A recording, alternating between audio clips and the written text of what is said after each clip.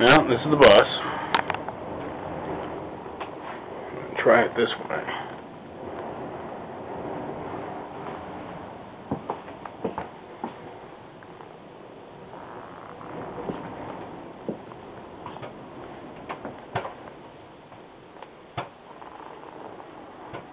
It's a little bit rough.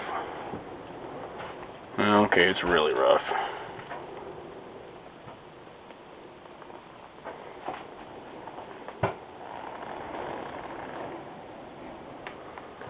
Let's see what we got to do up front.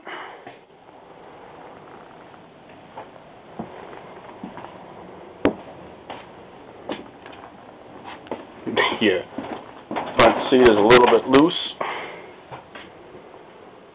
Get some leaks in the front door. I'm going to repair some of the seals in the front door. I have to build some edges for the couch. I'm going to go on the back of the bus, and I want to put 2 beds in here, 2 bunks. Space for a pantry. And this is the galleon. This is the back. It's not too bad. That's a fold-out couch. You can see outside.